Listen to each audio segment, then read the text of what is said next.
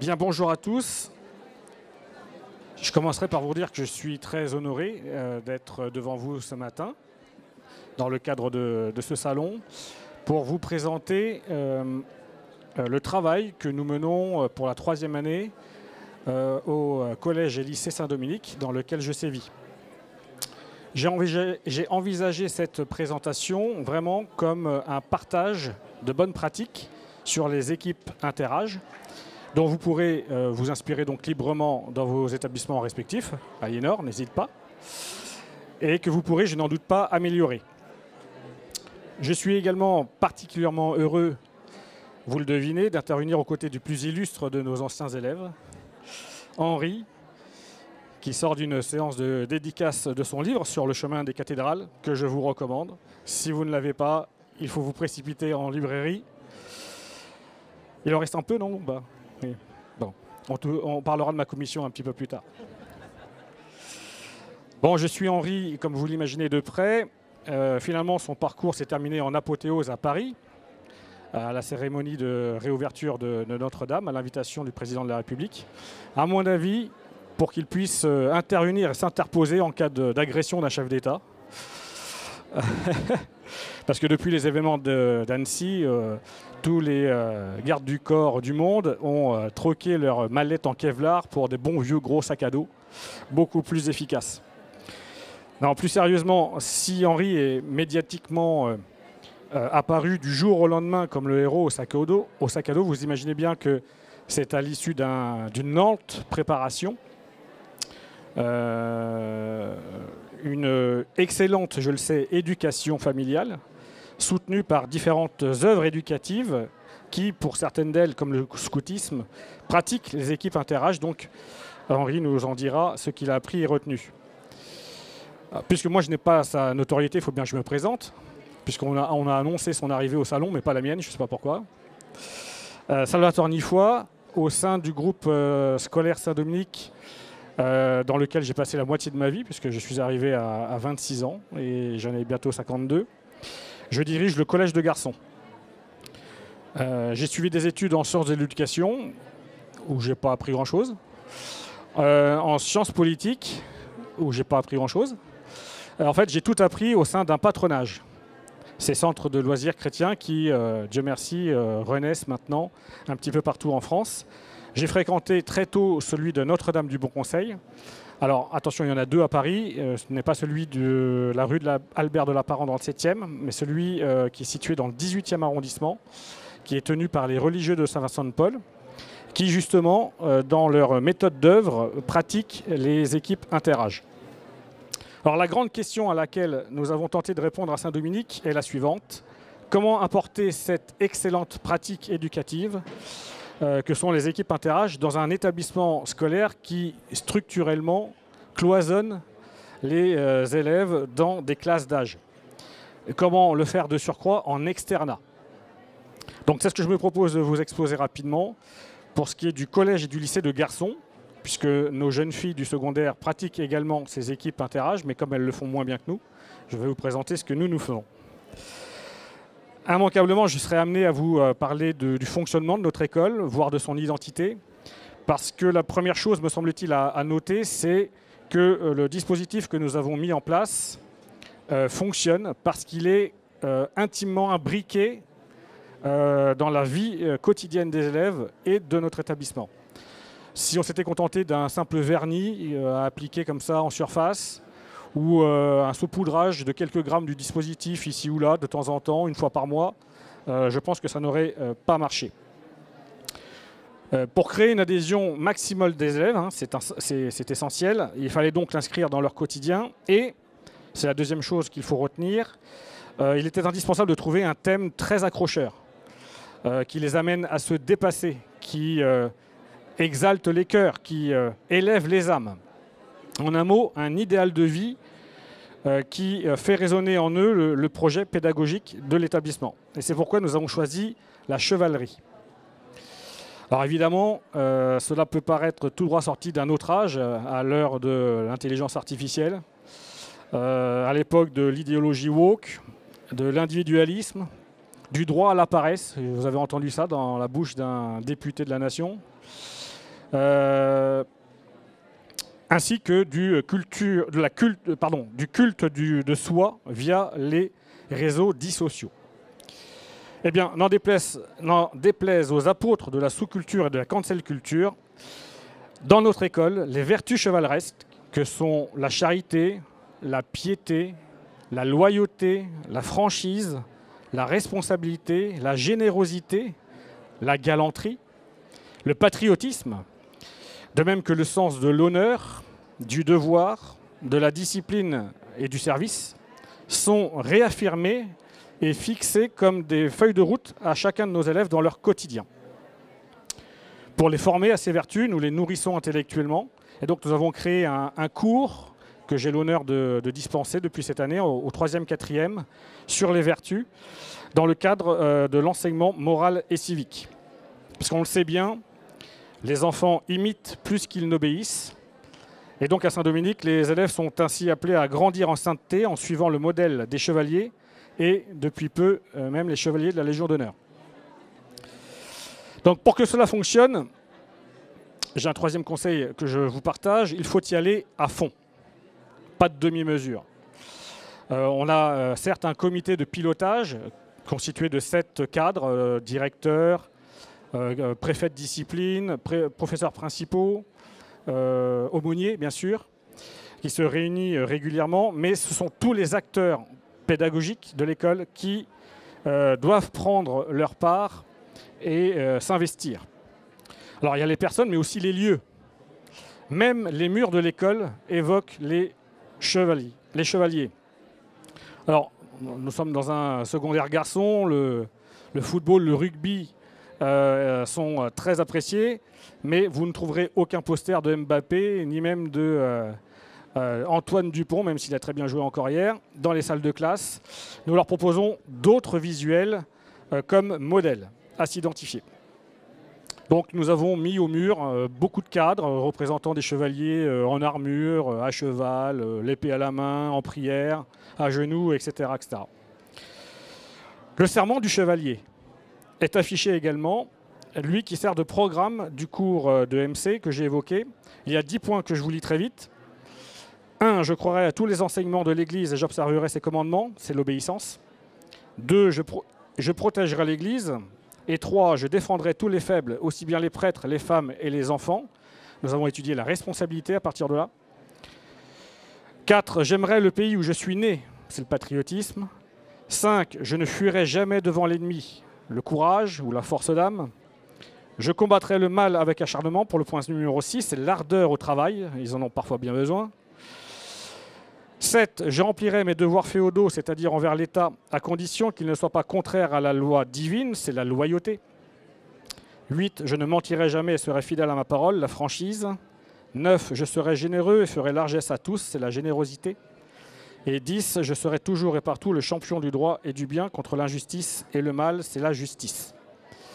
Comment vous décrire la tête des inspecteurs qui nous ont visités il y a 15 jours, lorsqu'ils ont vu ça? Parce que je ne sais pas si vous connaissez leur méthode, c'est qu'ils prennent tout en photo, tout ce qui est immobile, en fait, tout ce qui n'est pas vivant. Et donc quand ils ont visité nos classes, je crois que nous les avons transportés dans une autre galaxie. Alors, comment nos 260 garçons sont-ils encouragés à servir Dieu et leurs prochains à l'école?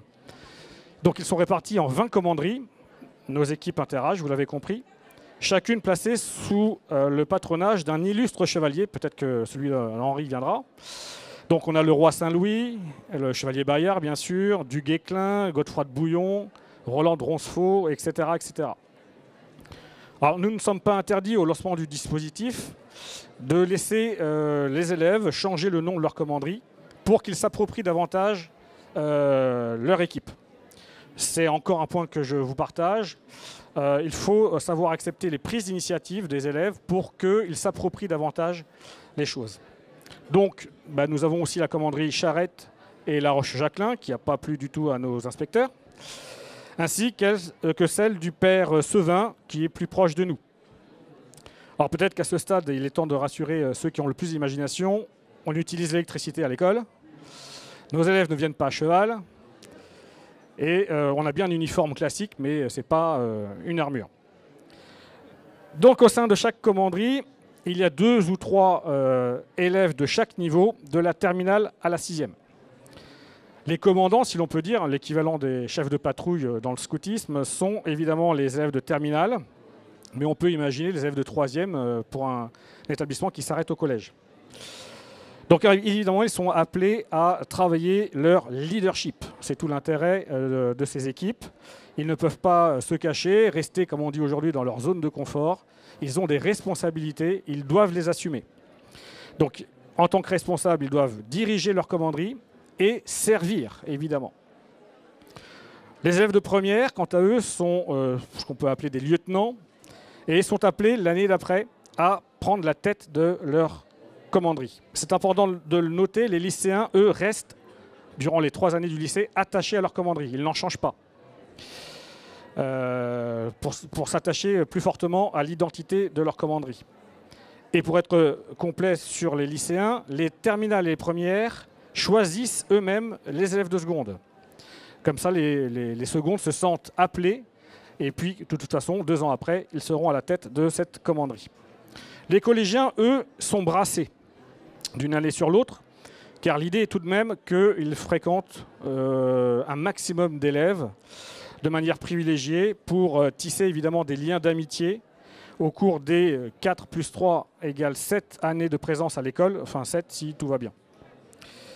Donc nous avons ainsi décloisonné, voyez-vous, les élèves pour qu'ils puissent plus facilement s'ouvrir aux autres.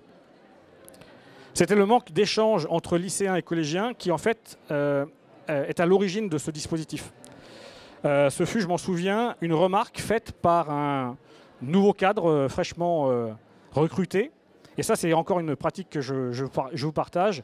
Interrogez-les quelques mois après leur arrivée, parce qu'ils ont un regard neuf et donc voient beaucoup de choses que nous, vieux gribouds, ne voyons plus. Ainsi, les commanderies présentent l'immense avantage de faire exister les plus petits aux yeux des plus grands. Les plus jeunes ne sont plus ignorés ou considérés comme quantité négligeable, comme on le voit parfois dans certaines cours de récréation. Et puis cela évite également des attitudes un peu de caïd des plus grands qui pensent toujours avoir des droits sur les plus petits en récréation aussi. Donc ils apprennent comme ça au sein de leur commanderie à les considérer, à les respecter.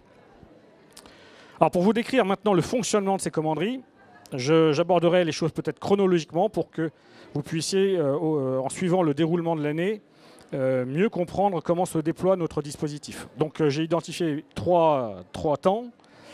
Le début de l'année et le lancement des commanderies, ce qui se fait au long cours, tout au long de l'année, et puis le clou final, fin juin. Donc nous laissons bien sûr passer la rentrée de septembre, hein, qui est déjà très chargée, et nous lançons l'année début octobre par un tournoi d'ouverture sur toute une après-midi que nous banalisons.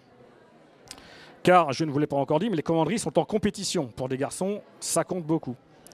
Donc chaque année est mis en jeu le titre de commanderie de l'année, avec de belles récompenses à la clé, parce que pour l'année d'après, les vainqueurs ont la photo de leur commanderie et leur blason en bonne place dans l'entrée du bâtiment toute l'année. Ils ont le privilège de tous rester dans la même commanderie, même les collégiens. Ils peuvent aussi vivre une après-midi ludique en commanderie que nous banalisons. Ça peut être de l'acrobranche, du paintball, de l'aviron, peu importe. Et puis, depuis l'an dernier, de choisir les sonneries du bâtiment. Donc ça compte. Alors, heureusement, on a eu un petit souci technique, donc on n'a pas pu le mettre en place parce que la première proposition qu'ils nous ont faite, c'était Hakuna Matata. Donc on a dit non, réfléchissez mieux, c'est pas trop dans le thème. Donc fin septembre, le directeur du lycée a veillé à ce que les secondes soient bien recrutées. Celui du collège a réparti les collégiens équitablement dans les commanderies, en veillant à ce que les niveaux soient équilibrés en termes de capacité physique, capacité intellectuelle, de profil aussi, entre les dynamiques, les rigoureux, ceux qui ont un peu le sens pratique. Pour ce premier tournoi de l'année, puisque les commanderies viennent d'être annoncées, les épreuves ne nécessitent aucune préparation. Donc ce sont des jeux type tir à la corde, passe à 10, béret, balle aux prisonniers, bien connus des patronages et des scouts. Et chaque confrontation, arbitrée par des professeurs, permet de marquer des points.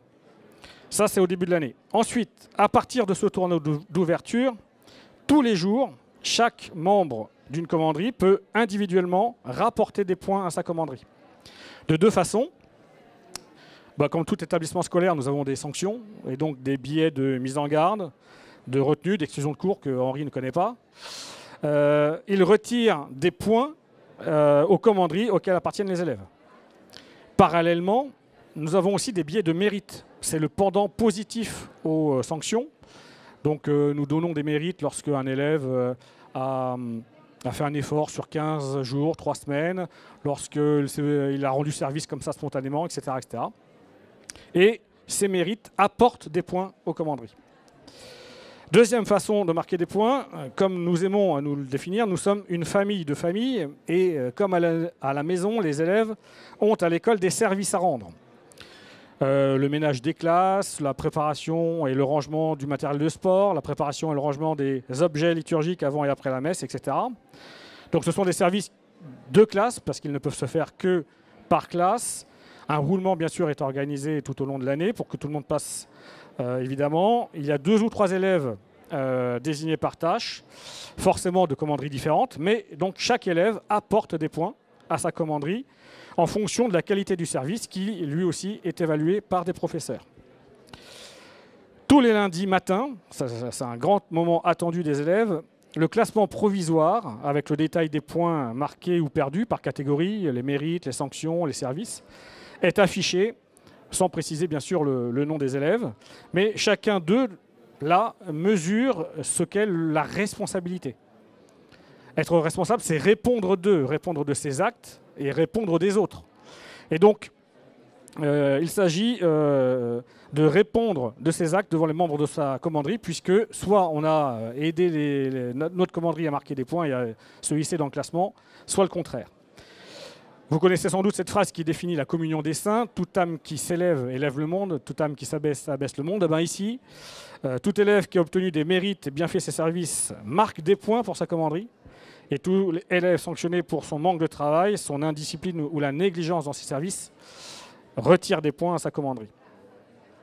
Il y a un dernier moyen de gagner au quotidien des points qui entre également dans le classement hebdomadaire, mais là, ça ne se fait plus individuellement, ça se fait par commanderie, c'est le service du ménage de la cantine. Et donc là, on compte évidemment, et ça se voit, là, le ménage est beaucoup mieux fait depuis qu'on a instauré cela, sur l'esprit d'équipe. Donc on voit souvent des terminales aller chercher dans la cour les plus jeunes pour que le ménage soit vite fait et bien fait surtout. Il est également évalué par les professeurs qui surveillent les déjeuners. Alors j'en arrive maintenant au cœur du dispositif. J'essaie d'aller vite parce que Henri a un train à prendre. Quand les commanderies se retrouvent-elles en commanderie et pourquoi faire? Alors d'abord pour prier. Le matin à Saint-Dominique, les lycéens, en règle générale, gagnent directement leur salle de classe, tandis que les collégiens se mettent en rang dans la cour. L'Angélus, suivi de la prière de consécration quotidienne à la Sainte Vierge, se récite en classe et les cours commencent. Eh bien, les lundis matins font exception. Tous les élèves se rangent par commanderie dans la cour. Donc, ils sont rangés par commanderie. C'est un véritable rituel. La commanderie arrivée en tête du classement provisoire se place près de notre mât et désigne 2 de ses membres pour lever les couleurs au son du clairon, avant que toutes les commanderies se tournent vers notre calvaire pour réciter en chœur la prière des chevaliers du Père Sevin. Je ne sais pas si vous la connaissez, mais elle est aussi affichée dans toutes les classes. Très rapidement, je vous lis le début, je ne résiste pas. Seigneur Jésus, de qui descend toute noblesse et toute chevalerie, apprenez-nous à servir noblement. Que notre fait ne soit point parade ni littérature, mais loyal ministère et sacrifice coûteux. Tenez nos âmes hautes tout près de vous, dans le dédain des marchandages, des calculs et des dévouements à bon marché. Car nous voulons gagner notre paradis non pas en commerçant, mais à la pointe de notre épée, laquelle se termine en croix, et ce n'est pas pour rien, etc., etc. Elle est magnifique. Ils se réunissent aussi pourquoi, nos chers élèves, dans leur commanderie, pour collaborer. Tout au long de l'année, un jeudi sur 2, les élèves déjeunent en commanderie, à l'école, dans une salle de classe. Donc ce sont évidemment les moments privilégiés pour qu'ils puissent échanger entre eux. Bon, nous avons 2 services, un de 12h30 à 13h, l'autre de 13h à 13h30. Donc la moitié des commanderies qui ne déjeunent pas ou qui ont déjà déjeuné s'affrontent dans le cadre d'un tournoi de football qui rapporte également des points. Donc à ces déjeuners, bon, il y a un aspect convivial indéniable que nous souhaitons, même festif, à en croire parfois les assiettes, avec parfois une mise en commun très sympathique de toute ou partie du repas. Avant-hier, je crois qu'ils ont légèrement anticipé la Chandeleur, d'après ce que j'ai vu. En tout cas, ces moments sont essentiels, évidemment, pour la cohésion des membres d'une commanderie. Dans cette ambiance détendue, ils favorisent la vie d'amitié. Et c'est le deuxième aspect des choses. Ces moments en commanderie permettent aussi une véritable collaboration des élèves autour de plusieurs objectifs que nous leur fixons et que nous appelons des défis. Donc depuis la mise en place de ce dispositif, nous leur avons demandé de créer un blason, de définir une devise, de préparer un panneau de présentation de la vie de leur chevalier.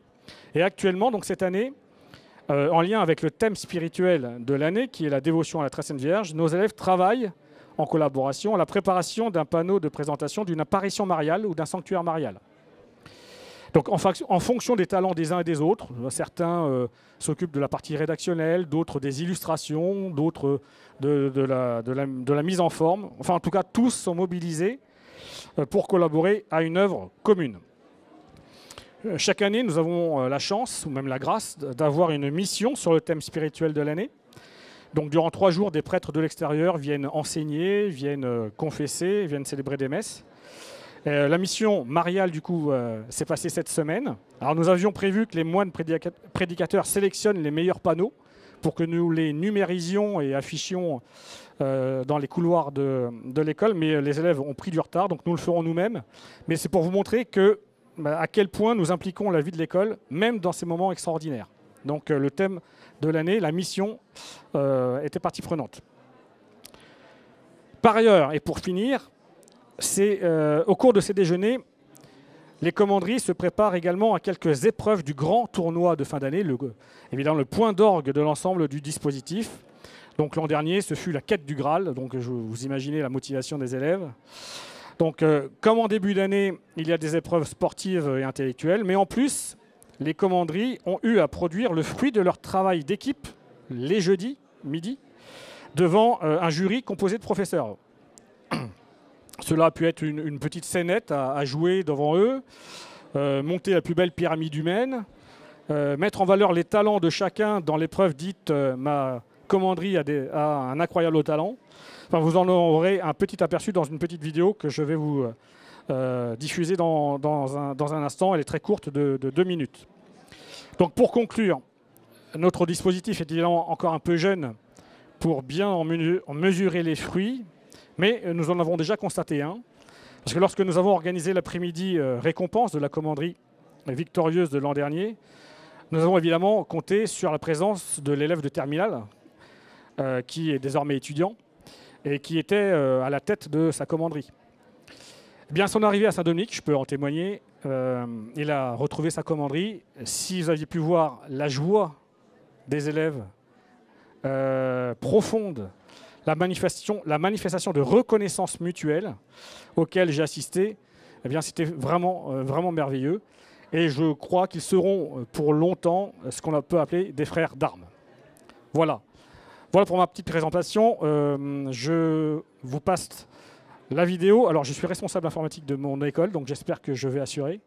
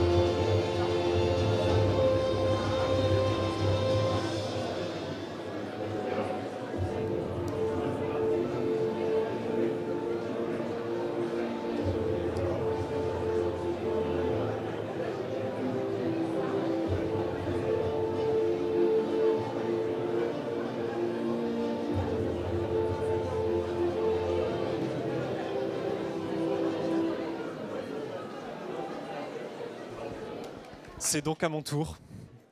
Je vais me mettre debout si vous me permettez. Est-ce que vous m'entendez bien? Super. Merci beaucoup, Monsieur Nifoy. Alors, je suis vraiment très heureux d'être ici.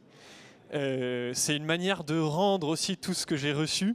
Et ça me fait très bizarre d'être à côté de Monsieur Nifoy aujourd'hui, qui a été mon directeur du collège à l'époque. Et il faut vraiment que je vous dise, vous m'avez fait rêver là. Parce qu'à l'époque où j'étais à Saint-Denis, tout ça n'était pas encore en place. On avait un système d'animateurs qui existait déjà, mais aussi poussé, pas du tout. Et ça donne vraiment, vraiment, vraiment envie. En fait, je vais juste compléter le propos de Monsieur Nifoy en apportant simplement mon témoignage. Et j'aimerais le commencer en rappelant à quel point nous sommes des êtres incarnés. Voilà. Et je sais, mesdames, vous êtes nombreuses dans cette assistance. Et je veux juste insister en disant que alors je parle pour les gars, hein, parce que j'ai grandi, donc j'ai fait toute mon éducation à Saint-Dominique. On est non mixte jusqu'à la terminale. Ça, c'est un vrai trésor.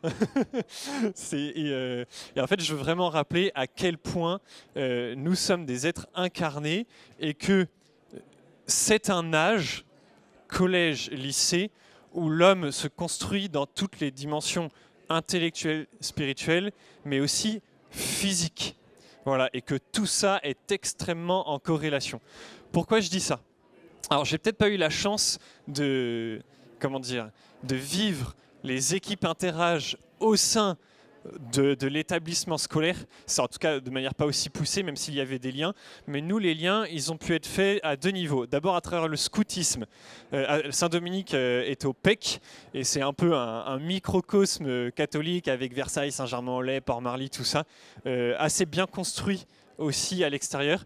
Donc j'étais dans une troupe scout, j'étais à Port-Marly, où la majorité des scouts de la paroisse étaient aussi à Saint-Dominique.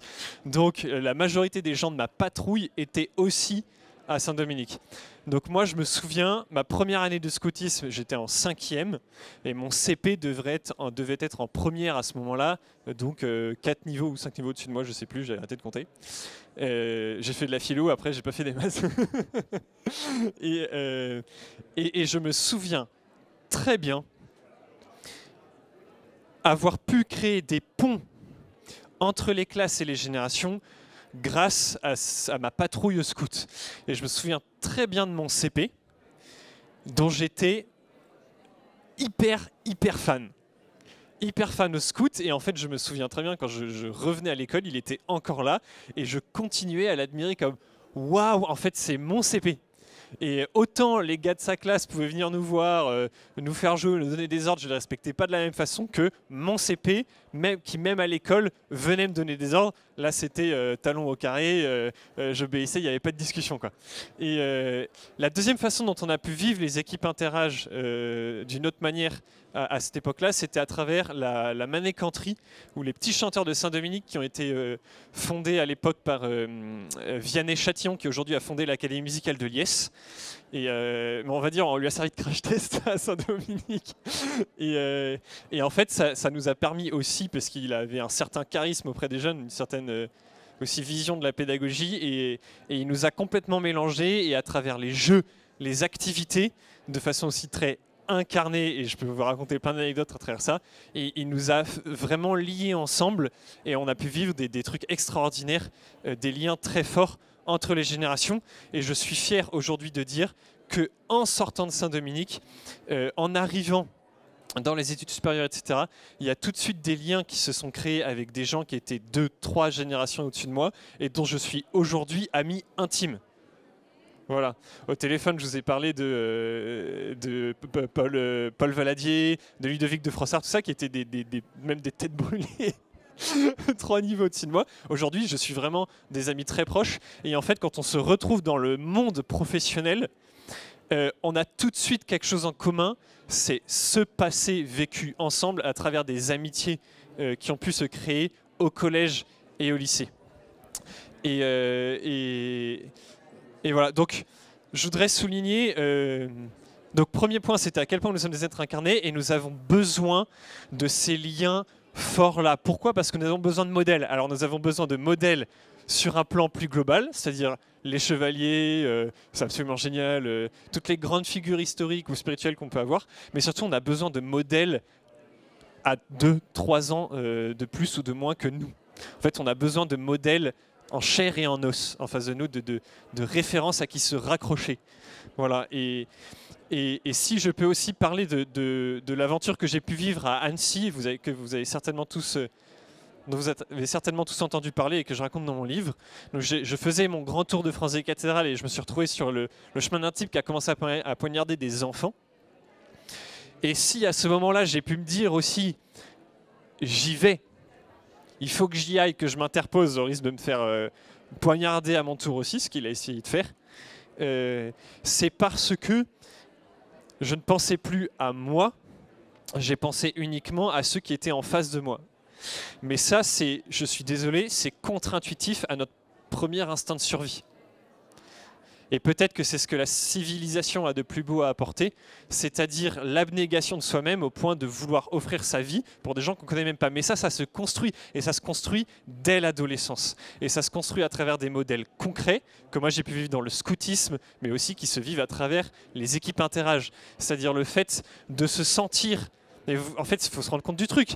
À 14-15 ans, on nous responsabilise vis-à-vis de types qui ont 11, 12, 13 ans, en nous disant tu es responsable de lui, tu es responsable de son éducation d'une certaine manière, tu es responsable de ce qu'il y a dans sa tête, tu es responsable de son imaginaire, tu es responsable de la manière dont il va se construire. Et bien cette responsabilisation-là, je pense, est vraiment fondamentale dans la conscience qu'on va avoir après de donner sa vie. Voilà, donner sa vie, c'est à tous les niveaux. Et ça, c'est vraiment très important. Donc, nous sommes des êtres incarnés et nous avons besoin de modèles. Dernier point sur lequel j'aimerais insister, c'est comment dire, la culture du beau. Voilà, la culture du beau. Et la façon dont on a besoin, toujours, mais ça c'est un peu le mot fétiche que j'aimerais que vous reteniez, c'est incarner. Voilà, c'est incarner. Il faut incarner les choses. Et c'est pour ça que je trouve ça extraordinaire ce que vient de nous présenter Monsieur Nifoy, cette incarnation dans le jeu surtout. Voilà, dans le jeu. C'est ce que je trouve extraordinaire dans le modèle que vous venez de présenter, c'est qu'en fait, l'école devient un terrain de jeu. Et devient un terrain de jeu, non pas simplement de jeu débile ou etc. C'est le jeu est transcendé par quelque chose de plus beau.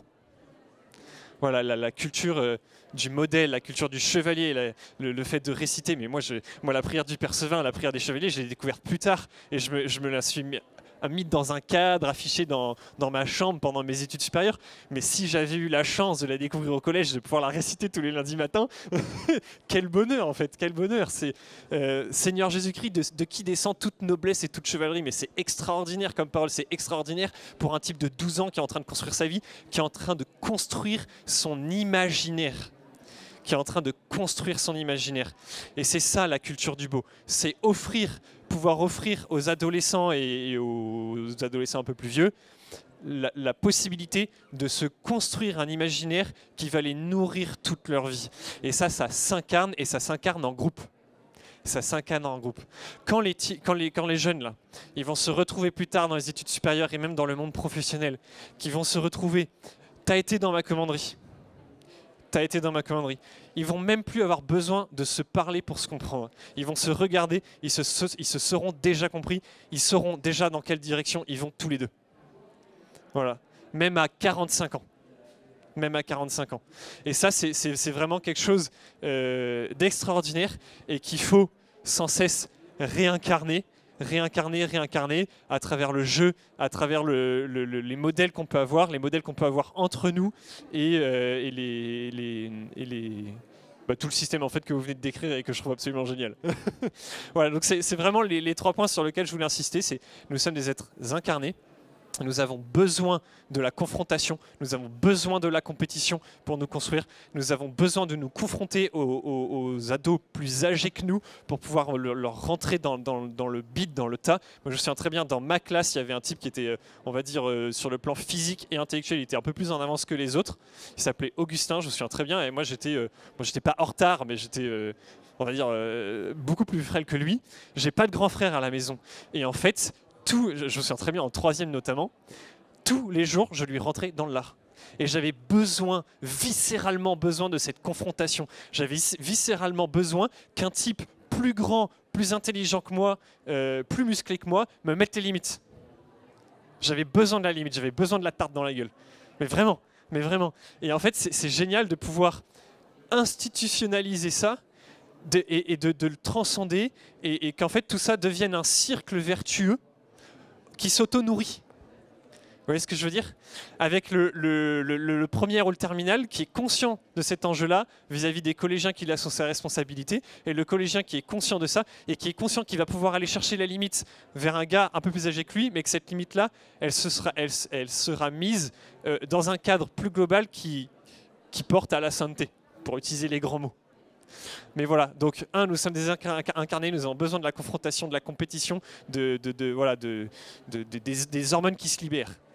Deuxième chose, la responsabilisation entre nous et le besoin de modèles. Et troisième chose, la culture du beau. Voilà, c'est ce que je tire de cette institution-là, c'est ce que je tire de ce que j'ai vécu et ce qu'il faudrait mettre en place dans toutes les écoles du monde, et surtout de France. Merci beaucoup.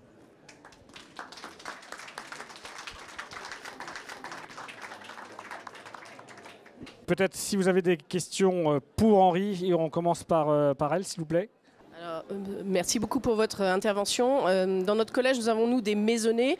C'est très intéressant. On est en balbutiement, même si ça a été fait depuis longtemps. Et je trouve que c'est extrêmement intéressant ce que vous avez fait. Moi, ce qui m'interroge aujourd'hui, c'est comment peut-on former... Alors nous, on appelle ça les capitaines de maisonnées, mais comment vous formez vos commandants et vos lieutenants? Voilà. Alors, certains ont déjà pas mal de charisme. Donc ça, c'est pas la peine de s'en occuper. En revanche, effectivement, on a quelques élèves qui sont plus réservés, qui manquent de confiance en eux. Eh bien, la première chose à faire, c'est de les mettre tout seuls dans leur commanderie. Parce qu'on a plus de 20 terminales. Et donc, on a quelques commanderies qui ont 2 élèves de terminale. Il est hors de question de mettre les élèves qui sont déjà un peu timides, un peu sur la réserve, avec un autre élève sur lequel ils se reposeraient. Donc, la première chose à faire, c'est ne pas leur donner le choix. Et évidemment, le directeur du lycée fait un point assez régulier avec les élèves de terminale sur leur commanderie, alors sur évidemment leur parcours scolaire, sur leur année scolaire, mais également sur leur façon de faire. Et puis, on n'est pas avare de conseils. Il y a aussi l'éducation par l'exemple. Donc, Henri a très rapidement évoqué les animateurs. On a mis en place au sein du lycée, pas du collège, du lycée, des animateurs. Donc en fait, ce n'est pas des équipes inter-âge, parce que les animateurs, ce sont des élèves qui ont pris des responsabilités au sein de leur classe. Et donc les élèves de terminale qui ont un peu moins de charisme voient quand même au sein de leur classe les animateurs, comment ils agissent, comment ils vivent. Et on compte beaucoup sur l'éducation par l'exemple. Merci beaucoup pour votre conférence. Donc nous, on est dans un établissement d'à peu près 40 élèves et mixte. Donc on s'était posé la question des équipes parce que voilà, avec la méthode du scoutisme notamment, on a vu que c'est quelque chose de très efficace qui était appliqué par le Père Sevin dans ses écoles. Et donc on se pose la question depuis le début de l'année, même un peu avant, est-ce que ce serait réaliste de l'appliquer? Donc on se demandait peut-être, donc je me demandais si vous auriez peut-être des idées de comment est-ce qu'on pourrait l'appliquer avec nos contraintes. Je vais vous décevoir, monsieur, je n'en ai pas. Le patronage, je suis arrivé à 6 ans, je ne l'ai toujours pas quitté, on ne le quitte jamais, c'est non mixte. J'ai vécu personnellement une scolarité dans des établissements publics mixtes, donc on ne pouvait rien faire. Les cours de sport, c'est juste la catastrophe. Et à Saint-Dominique, j'ai aussi fait le choix d'y rentrer parce qu'il y avait une pédagogie différenciée. Donc honnêtement, j'ai jamais pratiqué et je ne saurais pas vous répondre. Parce que le modèle des chevaliers, ce qui est sûr, c'est qu'il parle aux garçons, mais peut-être que celui des dames, je ne sais pas s'il marche pour les filles, mais voilà. Oui, alors justement, c'est plus difficile pour les filles, il faut le reconnaître. Notre secondaire fille, comme je le disais, travaille en équipe interage aussi, mais sans habillage. Ce sont des équipes, point. Il n'y a pas d'idéal derrière. Bon, je pense qu'avec les filles, c'est peut-être plus facile. Parce que je dirais que comment dire, elles sont plus des mamans pour leurs petites sœurs, petites filles, enfin qui sont plus jeunes. Mais encore une fois, là, je manque d'expérience pour vous répondre. Donc effectivement, très intéressant le système des équipes que je connais par ailleurs. Qui me semble plus difficile quand on n'a qu'un collège et que donc les chefs d'équipe sont des élèves de 3e qui sont à un âge terriblement ingrat, ils sont très loin d'être finis. Et en fait, ce qu'ils veulent surtout à cet âge-là, c'est être entre camarades de 3e. Et les plus petits ne les intéressent pas. Donc je trouve que c'est vraiment difficile de développer leur motivation à entraîner une équipe. Voilà, donc nous, c'est ce qu'on vit au collège, mixte de surcroît. Donc voilà, il faudra réfléchir à un double système d'équipe, mais en tout cas, responsabiliser des 3e, comment ? C'est une très bonne question. On avait essayé de mettre en place les animateurs en 3e. Et on avait vu effectivement que ça ne marchait pas très très bien, donc on a assez vite arrêté.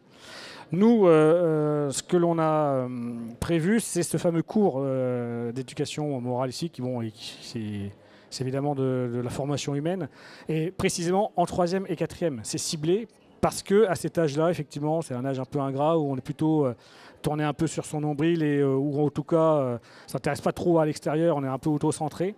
Et alors évidemment, on a assez peu de recul parce qu'on a commencé cet enseignement en septembre. Mais je sens quand même, lorsque je fais cours, qu'il y a des yeux qui pétillent. Et très sincèrement, les élèves de 3e que l'on a aujourd'hui sont un petit peu différents des années précédentes, parce qu'on sent que, mine de rien, ils ont quand même une fiche à chaque fois à faire. Ils sont interrogés à chaque cours sur l'enseignement précédent, et ça leur parle énormément. Donc je pense qu'en les nourrissant sur un cours dédié, c'est tous les 15 jours, je pense qu'on peut les faire évoluer quand même. Mais c'est vrai que structurellement, à leur âge, c'est plus compliqué. Oui, j'ai 2 questions. La première, combien y a-t-il d'élèves par commanderie et pourquoi avez-vous choisi ce nombre? Et la deuxième, vous avez dit que les collèges étaient, la répartition des enfants du collège était faite par l'établissement. Par contre, les secondes sont choisies par les commanderies. Et j'aimerais comprendre comment ça se passe, parce qu'il peut y avoir bien sûr des laissés pour compte ou un dernier lors de ce choix. Alors sur votre deuxième question, vous savez, c'est un petit peu comme dans n'importe quel match de football. Quand on tire les équipes, les capitaines de tirent les équipes, il y a toujours des derniers. Alors ça ne se fait pas comme ça. Ça se fait dans le bureau du directeur. Donc aucun élève de seconde ne se dit j'ai été le dernier, en fait. Et c'est simplement, on leur annonce qu'ils ont été choisis par tel élève de terminale et de première, par telle commanderie, pour intégrer leur équipe. Donc voilà. Et puis la première question, excusez-moi, le nombre. Le nombre, c'est tout simplement qu'on s'est dit 20 commanderies, c'est le nombre idéal. Moins, ça ferait trop peu, avec trop d'élèves par commanderie. Et puis plus, on aurait trop de commanderies à gérer. Donc on s'est dit 20 commanderies, puis on a simplement divisé le nombre d'élèves par le nombre de commanderies. Donc ça nous fait 12 ou 13 élèves par commanderie, ce qui est une à taille humaine, si vous voulez. Pour un élève de terminale, gérer 11 ou 12 autres élèves, c'est à sa portée. Voilà. Eh bien, je vous remercie beaucoup de votre attention et puis je vous souhaite une bonne journée.